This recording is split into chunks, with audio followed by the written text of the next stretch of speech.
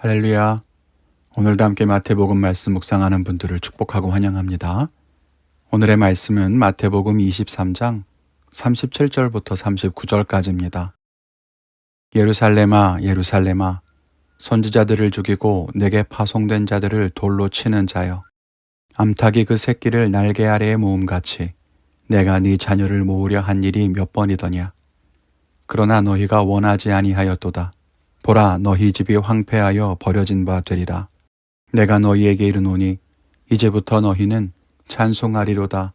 주의 이름으로 오시는 이여 할 때까지 나를 보지 못하리라 하시니라. 아멘. 예수님은 바리새인과 서기관들을 향해서 저주를 선언하시고 나서 예루살렘을 향한 애가를 이어가십니다. 예루살렘이 징계를 받아 황폐할 것이고 버려진 바 될 것이다. 주가 다시 오실 때까지 다시 보지는 못할 것이다 라고 하십니다. 이 말씀은 예루살렘의 멸망을 예언하시는 것으로 이해할 수 있습니다. 예수님이 공생애를 사셨던 AD 30년경으로부터 약 40년이 지난 후에 AD 70년 예루살렘은 로마에 의해서 완전히 패망하게 되고 성전도 모두 무너지게 됩니다. 그 이후로 유대는 역사에서 사라지게 되죠. 예수님께서는 그런 이스라엘의 앞날을 알고 계셨고 그런 자기들의 운명도 알지 못한 채 자기들이 하나님의 백성이기 때문에 복을 받을 것이고 무조건 하나님이 자기를 보호하실 것이라는 그 잘못된 믿음을 가진 그들을 책망하셨던 것입니다. 오늘 말씀을 함께 묵상하며 같이 은혜를 나누기를 원합니다. 첫째는 하나님의 책망에는 눈물이 들어있다는 것입니다. 지난 말씀에서 바리새인들과 서기관들을 향해 퍼부으시는 그 예수님의 저주와 책망은 무서울 정도입니다. 정말 산이 흔들리고 땅이 갈라지는 위험 있는 말씀이었죠. 그런데 그렇게 무섭게 경고하시고 책망하시는 뒤에는 오늘 예수님의 애통해 하시는 이런 마음이 숨겨져 있음을 알아야 합니다. 부모가 자녀를 혼낼 때 어떤 마음인지 아실 겁니다. 자녀를 호되게 야단치면서도 그 안에 부모가 삼켜야 하는 눈물이 있죠. 안타까움과 자녀가 돌이키기를 바라는 기대와 악한 길로 가지 않기를 바라는 소원이 있습니다. 그래서 부모는 자녀를 혼내면서 혼자서 눈물을 삼키는 것 아니겠습니까? 하나님도 그러세요.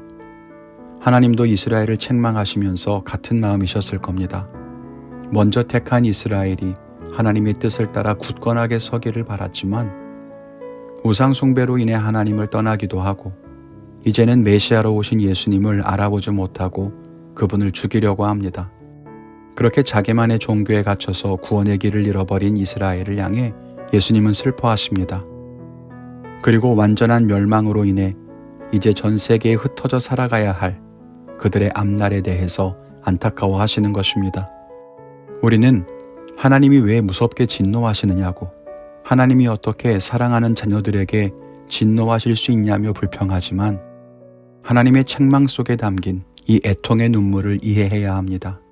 자녀가 부모가 되어봐야 부모의 마음을 아는 것처럼 우리가 믿음을 가지고 하나님의 마음을 이해해야 할 것입니다.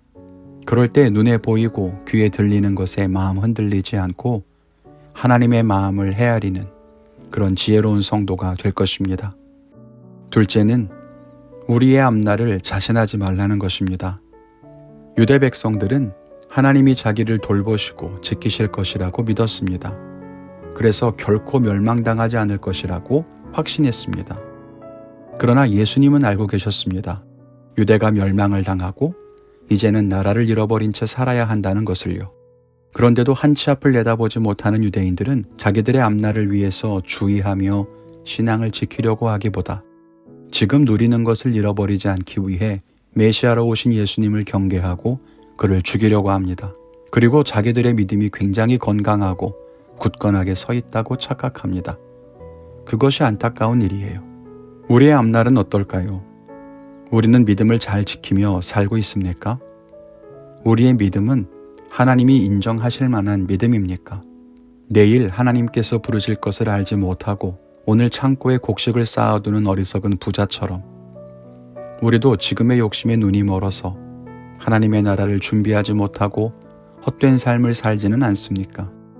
우리가 하나님께 진노와 징계를 당할 것이라고 감히 생각하지 못한 채 이 정도면 꽤 괜찮은 신앙생활을 하고 있다고 그렇게 착각하며 자랑하고 살진 않습니까? 지금까지 우리가 누려왔던 모든 것이 하나님의 은혜 덕분이었음을 알아야 합니다. 37절에도 말합니다. 암탉이 그 새끼를 날개 아래에 모음같이 내가 너의 자녀를 모으려 한 일이 몇 번이더냐. 당시 이스라엘 사람들에게는 날개를 펴서 그 새끼를 보호하는 모습이 하나님의 보호하는 모습으로 비유되곤 했습니다. 즉 하나님께서 그렇게 많이 이스라엘을 지키시려고 했고 돌보시려고 했는데 너희 스스로 거부하지 않았느냐는 것입니다. 우리가 지금 이렇게 살 수 있는 건 역시 하나님이 우리를 날개로 덮어 보호하시기 때문이지 우리가 잘 살기 때문이 아닙니다. 하나님은 우리를 용서하셨고 지켜주셨고 또 기다려주셨습니다. 그 은혜로 인해서 우리가 살아가는 것이죠. 우리는 하나님 외에는 아무것도 확신할 수 없습니다. 우리의 믿음이 얼마나 좋은지도 확신할 수 없고 우리 앞날이 어떻게 펼쳐질지도 확신할 수 없습니다. 오직 믿을 수 있는 것은 하나님 한 분뿐임을 알고 하나님과 동행하는 것을 기쁨으로 여기는 것이 지혜로운 일입니다. 우리 성도님들이 그런 삶을 살게 되기를 바랍니다. 오늘 저는 이 말씀을 제게 주시는 말씀으로 듣고 혹시 스스로 만족하거나 교만한 부분이 없는지 돌아보고 하나님이 내게 경고하시는 목소리를 놓치지 않도록 기도하며 살겠습니다. 여러분의 결단은 무엇입니까?